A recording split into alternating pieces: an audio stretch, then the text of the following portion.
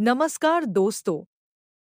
जैसा कि हम सभी जानते हैं कि दशहरा एक ऐसा त्योहार है जहां हम बुराई पर अच्छाई की जीत का जश्न मनाने के लिए मां दुर्गा की पूजा करते हैं। यह त्योहार 9 दिनों तक चलता है, जिसे नवरात्रि के रूप में जाना जाता है और 10वें दिन को विजयदशमी के रूप में जाना जाता है।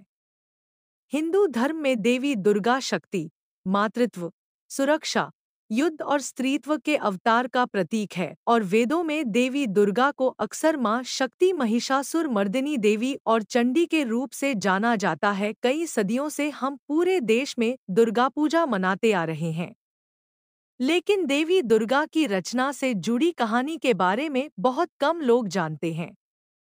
नवरात्रि के 9 दिनों के उत्सव के पीछे का क्या कारण है? हम दशहरा क्यों मनाते हैं? आइए आज के इस वीडियो में हम भारतीय इतिहास के सबसे आकर्षक कहानियों में से एक के बारे में जानेंगे, जो है देवी दुर्गा की कहानी। एक बार महिषासुर नाम का एक असुर था, जिसे भैंस रूपी दानव भी कहते हैं। महिषासुर ने भगवान ब्रह्मा को प्रसन्न करने के लिए घोर तपस्या की और अमरता और शक्ति का आशीर्वाद पाने की कामना की। भगवान ब्रह्मा को इस बात का थोड़ा अंदाजा तो था कि वह क्या मांगने वाला है। महिषासुर हाथ जोड़कर घुटनों के बल नीचे बैठा और ब्रह्मा जी से वर मांगा कि वह किसी व्यक्ति या देवता द्वारा न मारा जाए।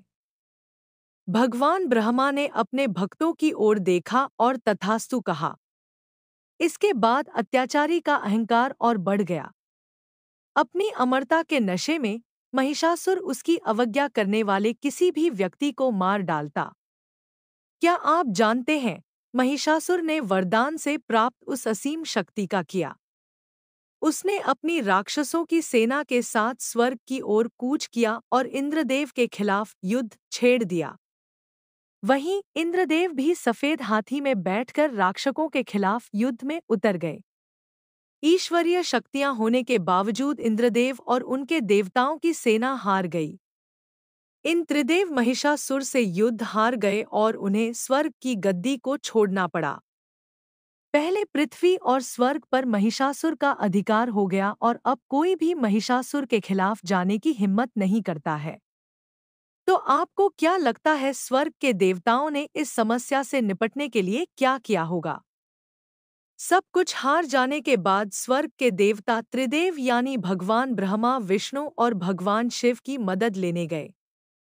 महिषासुर से बदला लेने के लिए यह एक निर्णायक पल था।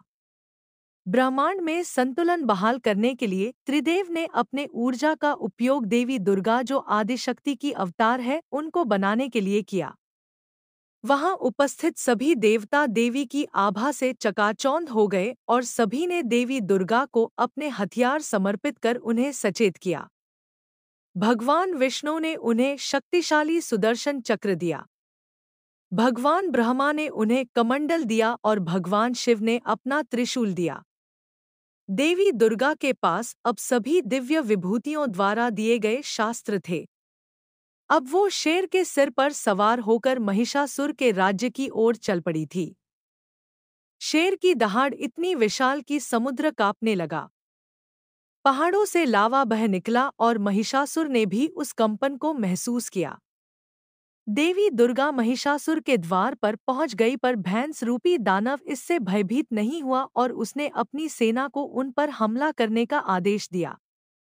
और इस प्रकार हिंदू पौराणिक कथाओं में लड़ा जाने वाला सबसे भीषण युद्ध शुरू हुआ। देवी दुर्गा ने अपनी आंखें बंद कर ली और दानव सेना से युद्ध करने के लिए मिट्टी से अपनी एक विशाल सेना बनाए। महिषासुर देवी दुर्गा को देखकर इतना क्रोधित हुआ कि उसका रूप एक जंगली भैंसे के रूप में रूपांतरित हो गया और वह देवी दुर्गा की सेना पर टूट पड़ा। और तभी देवी दुर्गा ने उस भैंसे पर एक रस्सी फेंकी, लेकिन वह उसे पकड़ नहीं पाई। उस भैंसे रूपी दानव ने देवी दुर्गा को देखकर क्रोध से फूंकार भरी। यह युद्ध 10 दिनों तक चला, जहां महिषासुर हार मानने को तैयार ही नहीं था और वही निरंतर युद्ध करते हुए देवी दुर्गा और क्रोध से भर गई। 10वें दिन देवी दुर्गा ने अपने त्रिशूल से भैंस रूपी दानव महिषासुर का सिर काट दिया, क्योंकि शेर ने उसके पूरे शरीर को जकड़ लिया था। इस तरह से दुष्ट भैंसे रूपी दानव का अत्याचार समाप्त हो गया, क्योंकि देवी दुर्गा ने धर्म को बहाल किया, जिसे आम तौर पर विजयादशमी या दशहरा के रूप में जाना जाता है। यकीनन यह एक आकर्षक कहानी थी। आज हम सभी हिंदू धर्म के अनुयायी के रूप में नवरात्रि मनाते हैं और देवी दुर्गा के विभिन्न रूपों की पूजा करते हैं। इस दिन हम महिषासुर के साथ युद्ध के बाद देवी दुर्गा को शांत करने के लिए एक गिरी नंदिनी का जाप करते हैं, क्योंकि इससे माँ दुर्गा हमें शक्ति और समृद्धि का आशीर्वाद देती हैं। इस दिन को दशहरा भी कहा जाता है, जहां हम रावण पर भगवान राम की जीत का जश्न मनाते हैं।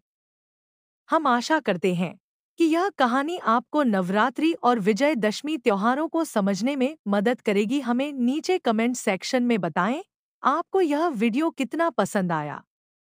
इस कहानी को अपने दोस्तों और परिवारजनों के साथ जरूर साझा करें। तब तक हम आपसे भारतीय पौराणिक कथाओं में से एक और दिलचस्प कहानी के साथ मिलते हैं। जय माता दी।